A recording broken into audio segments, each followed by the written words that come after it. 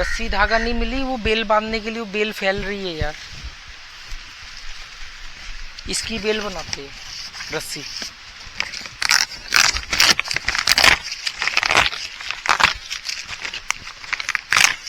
इसकी रस्सी बन जाएगी, इसी पे बेल चढ़ा देंगे वो। पानी का शोर आज ज्यादा नहीं है।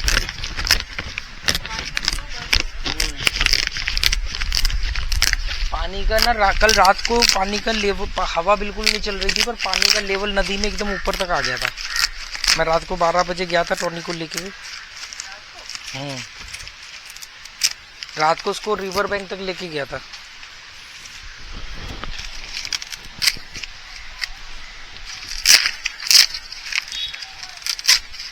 यार अच्छे भले इतने प्यारे प्यारे फूल आते हैं, वो तोड़ के ले जाते हैं।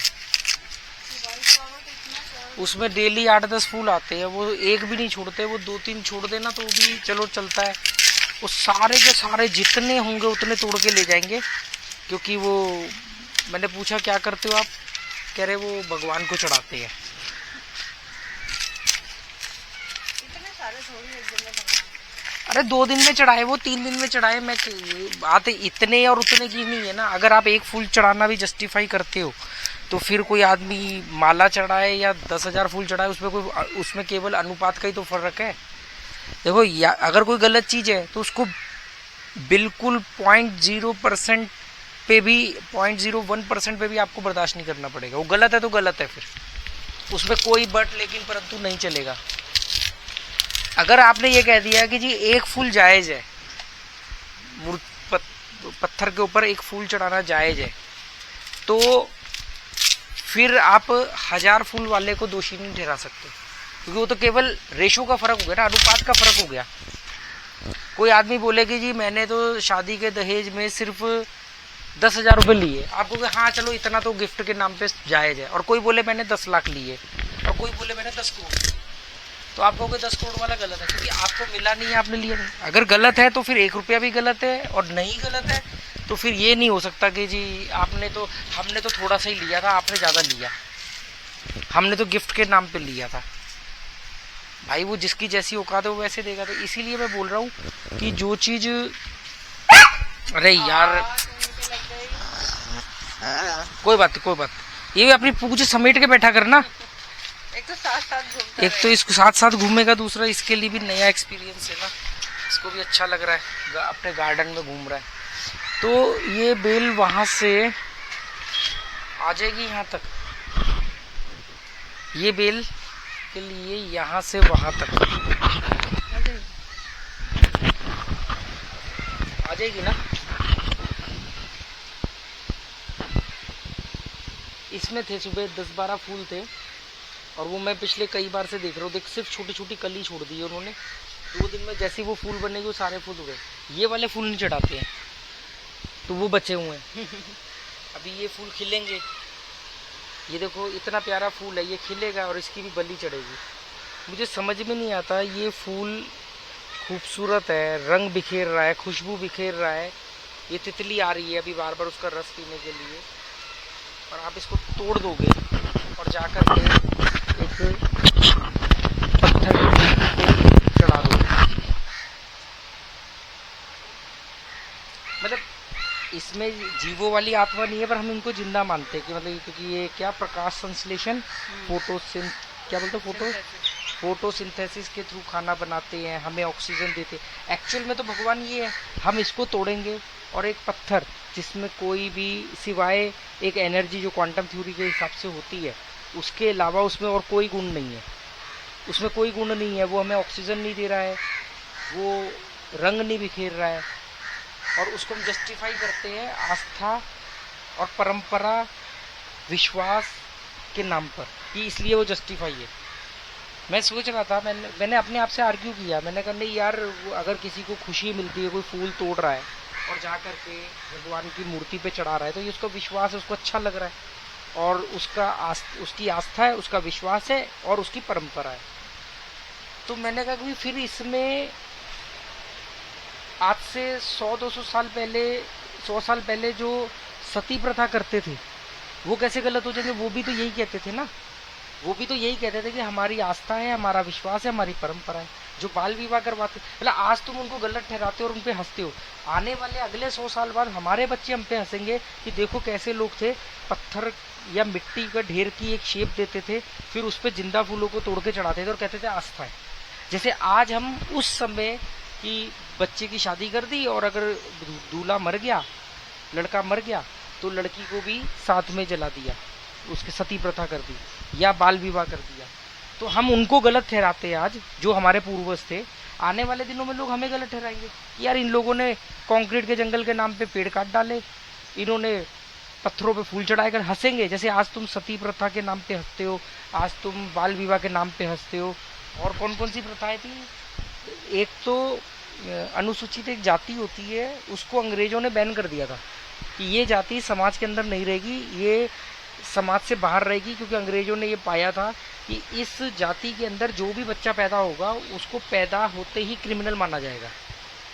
तो मैंने कहा यार ये तो गलत नहीं था, तो मैंने उसके ऊपर थोड़ी सी रिसर्च करी तो मालूम पड़ा कि वो एक ऐसी जनजाति थी कि जिनका ये मानना था, जिनका ये विश्वास था या उनकी आस्था थी या उनका परंपरा थी कि कोई पढ़ना लिखना नहीं, कुछ नहीं, सिर्फ पैदा होना है, बड़े होना है और काम पे जाना है। और उनका काम क्या था मालूम है? ग्रुप बना के जाना है, बॉडी पे तेल वेल लपेट के, काले कपड़े खाली ऐसे लुंगी सी पहन के लोगों के घर में लूटपाट करनी है और उससे वो अपनी जीविका चलाते थे। और बिना मारे वापस नहीं आना है। अगर आपने बिना मारे लूटपाट करी, बिना हत्या करे लूटपाट करी, तो उसको वो पाप समझते थे, उसको वो हराम की कमाई समझते थे। और वो जाने से पहले अपने भगवानों की पूजा करते थे, जो भी देवी देवता, कुल देवी देवता होते थे, उनकी पूजा करके जाते थे रोज रात को। औरतें बकायदा जैसे विदा करती थी कि ये काम पे जा रहे हैं, और वो जाते थे लोगों के घर में घात लगा के रेकी करते थे पहले कई दिनों से, फिर उनके मुखबिर होते थे, फिर वो लूटपाट करते थे उनके घर में। लूटपाट करने के बाद उनकी हत्या करते थे, जरूर हत्या करते थे, और फिर हत्या करने के बाद वो आके आशीर्वाद दोबारा लेते थे। सारा माल लूटा हुआ अपने वो मूर्ति के आगे चढ़ाते थे और खुश होते थे कि हमें आज आशीर्वाद मिला इनका कि हमने हमारी डकैती सफल रही। अंग्रेजों ने उनको ऊपर बहुत बारीकी से नज़र रखी, बहुत काउंसलिंग करने की कोशिश करी, पर वो समझ गए कि ये इनकी अंदर डीएनए में घुसी हुई आस्था है, विश्वास है, परंपरा, इनको बदला नहीं जा सकता। तो फाइनली अंग्रेजों ने उनको समाज से बाहर किया। उनको बोला कि ये समाज से बाहर रहेंगे, इनके ऊपर विशेष तौर पे नज़र रखी जाएगी, क्योंकि उनका ये मानना है कि इनकी जो भी पीढ़ी होगी ये उसको भी इसी तरीके से परवरिश देंगे और ये करेंगे। पर फिर जब देश आज़ाद हुआ, फिर वही कम्युनिटी एक वोट बैंक बन गई और उसको फिर वापस समाज में ले आया गया। और अभी भी बीच बीच में कभी उस तरह के कई गिरोह एक्टिव होते हैं जो लूटपाट करते हैं पर मारते भी हैं साथ में। मतलब वो लूटपाट करेंगे पर हत्या करना वो अनिवार्य है उनके लिए, क्योंकि उनका ये मानना है कि हमारा देवता रूठ जाएगा, भगवान। तो उसमें सती प्रथा में, बाल विवाह में, और एक प्राकृतिक ये फूल जिसका अभी तितली मंडरा रही थी, अभी यहाँ पे गुलाब खिलेगा कल, और उसको तोड़ के और आप एक पत्थर की मूर्ति, वो भी कोई एलियन नहीं देखे गए, वो भी कोई वो ऐसा नहीं कि कोई हिमालय पर्वत की तरह कोई ऐसा है, जिसको खुद एक आदमी ने बनाया और उसने आपको 500, 1000, 50,000 में बेचा। आपको मालूम है उसके पीछे का पूरा इतिहास है। एक जो आप अपने घर में फोटो फ्रेम लगाते हो ना भगवान का, आपको मालूम होता है कि ये कांच की फैक्ट्री में इसका कांच बना है, लकड़ी के इसमें इसका फ्रेम बना है, प्रिंटिंग प्रेस के अंदर ये छपी है इसकी फोटो, और उस फोटो को फ्रेम किया गया है। मतलब प्रिंटिंग प्रेस में कागज बना है, कागज पेड़ काट के बना है, फिर उसके ऊपर छपाई हुई है केमिकल की, फिर उसके बाद उसको फ्रेम किया गया है। इसमें 20 लोगों का घर चला है, और उसके बाद वो उसको आपने टांग दिया, पूरी तरह मेटेलिस्टिक चीजों से बनी हुई, केमिकल और अनऑर्गेनिक चीजों से, और टोटली मैन मेड और अनऑर्गेनिक। और उसके बाद में एक ऑर्गेनिक फ्लावर को हम तोड़ते हैं और उसके ऊपर चढ़ा देते हैं। तो जो लोग हवन के नाम पे अन्न डाला करते थे, हमारे यहाँ पे एक होता है विश्व शांति हवन यज्ञ, विश्व शांति यज्ञ। यार मेरे ख्याल से आज करना चाहिए ना, यूक्रेन तबाह हो रहा है, 2 देश लड़ रहे हैं, आज करो विश्व शांति यज्ञ। आपको मालूम है कि किसी भी यज्ञ के करने से विश्व में शांति नहीं आती है, सिर्फ एक पाखंड है, सिर्फ एक हमारे डीएनए में कंडीशनिंग में डाल दिया गया है कि हवन यज्ञ कर, तुझे मालूम है यज्ञ यज्ञ पहले जितने भी यज्ञ होते थे आज से 2500 साल पहले, मतलब बुद्ध का काल आने से जस्ट पहले, हर यज्ञ में आहुति दी जाती थी जानवरों की। हाँ, ऋषि देते थे। इतिहास उठा के देख लो अगर किसी को लगता है मैं गलत बोल रहा हूँ तो। उसके बाद में बुद्ध ने, जब बुद्ध का काल आया, बुद्ध काशी वगैरह गए तो उन्होंने बोला कि मैं को बुद्ध की सारी बातों से सहमत नहीं हूँ, पर मैं एक बात बता रहा हूँ कि बुद्ध ने उनसे आर्ग्यूमेंट किया, क्या बोलते हैं उसको, शास्त्रार्थ किया। उसमें वो जब पंडित जो भी थे विद्वान वो जीत नहीं पाए, उनको लगा कि लॉजिक सही है, तो उन्होंने कहा कि यार बलि प्रथा तो जरूरी है। तो उन्होंने कहा कि अब हम किसी को काट के, किसी की गर्दन काट के उसका लहू चढ़ाने से अच्छा है कि हम बकरे की ज़्यादातर बलि दी जाती थी मोस्टली। जो बिल्कुल ही गरीब होता था वो फिर किसी और जीव की देता था। तो और यज्ञ भी शुरू से आदिकाल से यज्ञ हवन अमीर लोग ही कराते आए हैं, गरीब आदमी नहीं करा सकता था क्योंकि ये शुरू से कॉस्टली था।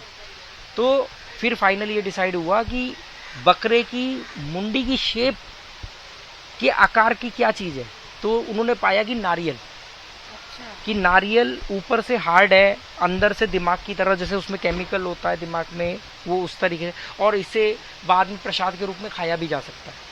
तो फिर इन्होंने यज्ञ में नारियल चढ़ाने का काम किया गया। फिर वहाँ से हवन में, या इसके नारियल का कोई भी डायरेक्ट वो नहीं है यज्ञ के साथ संबंध, वो इस वजह से वहाँ पे बदलाव हुआ। फिर धीरे धीरे 2500 साल पुरानी बात है तो फिर बदलाव हो गया। अब मोस्टली यज्ञों में या हवन में कोई बलि वगैरह नहीं दी जाती अगर कोई तांत्रिक ना करे तब तक, ठीक है।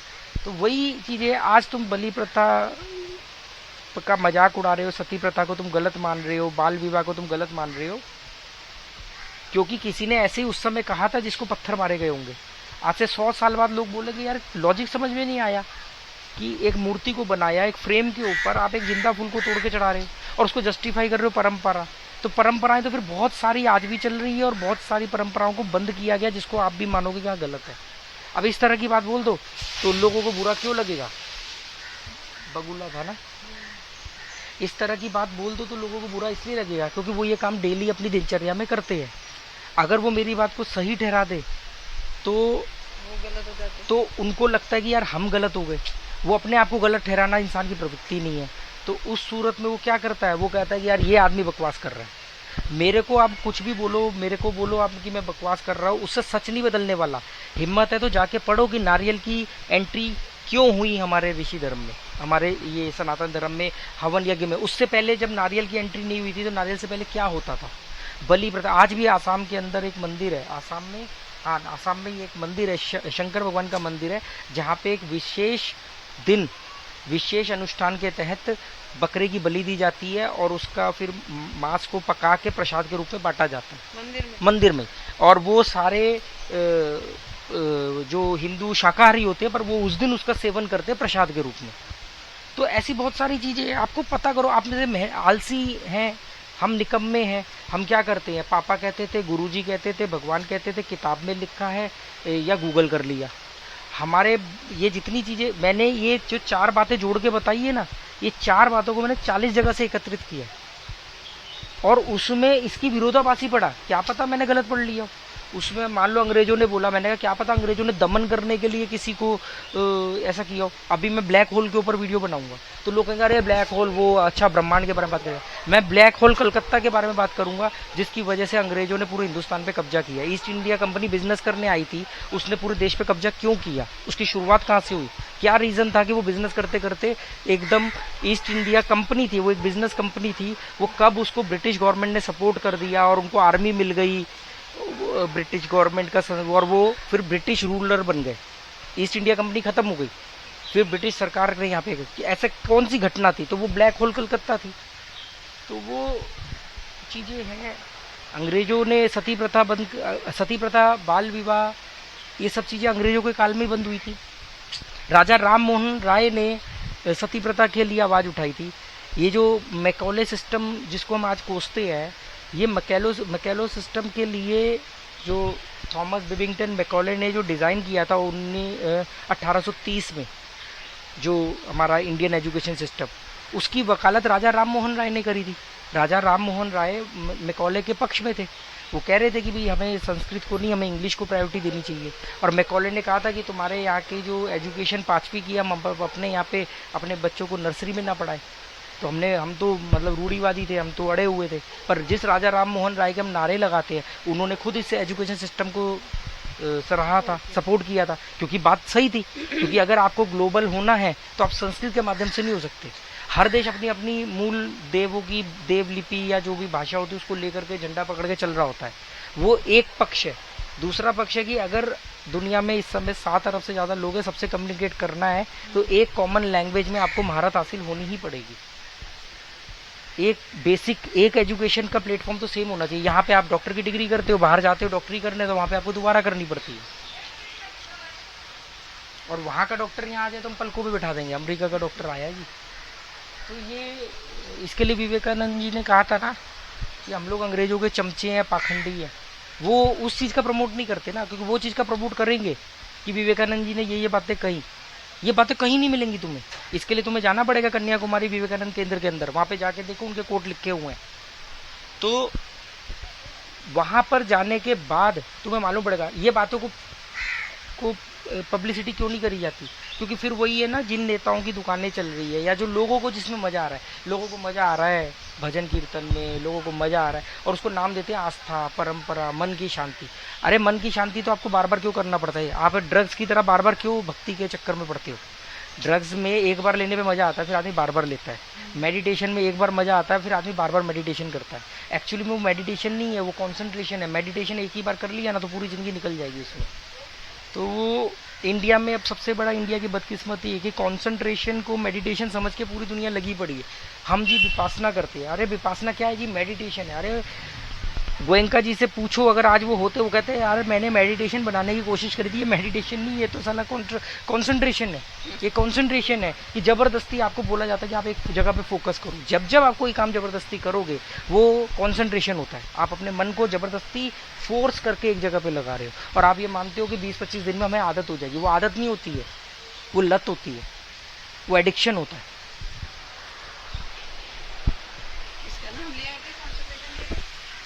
गोयंका जी जिन्होंने विपासना की स्थापना करी थी म्यांमार में जाके, बर्मा में जाकर के, इन्होंने वहां पे जाके इसकी शुरुआत करी थी।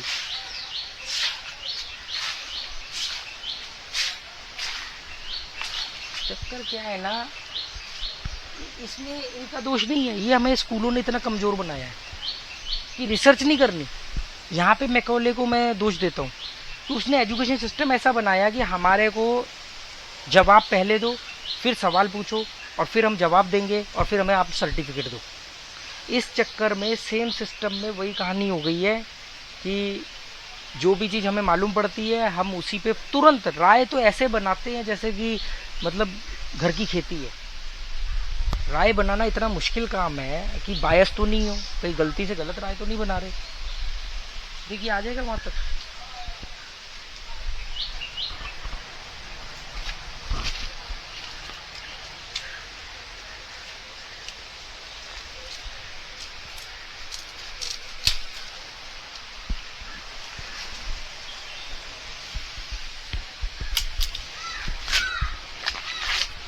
यार हम अपना काम करते रहेंगे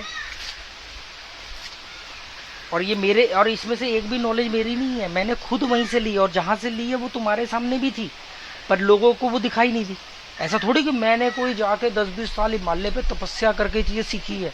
जिस यूट्यूब पे आप मेरे जैसे लोगों के वीडियो देखते हो, फिर साथ में यो हनी सिंह के गाने सुनते हो या वल्गर कॉमेडी देखते हो, उसी यूट्यूब चैनल से 5-5 घंटे की मैंने यूपीएससी की क्लासें अटेंड करता हूँ आज भी। सारा मैं कहता हूँ कि यार मैं ये ऐसे, मेरी बात सुन के कई लोग बड़े हैरान होते हैं जैसे उन्होंने पहली बार सुनी। जहाँ से मैं सुन रहा हूँ वही फ़ोन उनके पास है, वही इंटरनेट उनके पास है। आपको एक किताब की नॉलेज के लिए 300 पेज पढ़ने की ज़रूरत ही नहीं है। आपको सबसे पहले उसका कंक्लूज़न पढ़ना है, फिर इंट्रोडक्शन पढ़ना है, फिर कंक्लूजन पढ़ना है और बीच के 4 सब्जेक्ट पढ़ लिए, आपको पूरी किताब की हिस्ट्री मालूम पड़ जाएगी। यही विवेकानंद जी किया करते थे। उनके बारे में कहा जाता था कि किसी भी किताब को, मोटी से मोटी किताब को 10-15-20 मिनट के अंदर सब कुछ हो। मैं कहता था यार उनके अंदर कोई दैवीय शक्ति थी, पर मैं दैवीय शक्तियों को नकारता हूँ। तो मैंने कहा यार ऐसा तो है नहीं, क्योंकि दैवीय शक्ति को मानोगे तो आपको देवताओं को मानना पड़ेगा, देवताओं को मानोगे तो फिर उन सभी लोगों को भी आपको जस्टिफाई करना पड़ेगा जो देवताओं के नाम पे हत्याएं करते थे, बलि देते थे। तो मालूम पड़ा कि वो तो चमचे होते हैं ना, चमचे जो बायस होते हैं, उन्होंने वो कहानियां गढ़ दी। एक्चुअली में क्या है, किसी भी किताब को 300 पेज की किताब को अगर आपको पढ़ना है, अगर मैं इस हिसाब से पढ़ने जाऊँ तो मैं पढ़ ही नहीं सकता, पूरे जीवन में 100 किताब नहीं पढ़ पाऊंगा। तो क्या है, आपको पहले कंक्लूजन पढ़ना है, पहले तो उसका टाइटल ही बता देगा उसके अंदर क्या है, 20% काम तो आपका वहां पे हो जाएगा। वेल्फ्रेडो परेटो, उसके ऊपर मैं आज होम स्कूलिंग लूंगा। पिछली बार होम स्कूलिंग में वो क्लास रह गई थी, वो ट्राईपोड गिर गया था। मिनट होने वाले। तो वेल्फ्रेडो परेटो की क्लास आज लूंगा, 80-20 प्रिंसिपल की। उसमें वो था कि किसी भी किताब को आप 20% में ही 80% समझ जाओगे, नहीं तो पढ़ते रहो जितना पढ़ना है।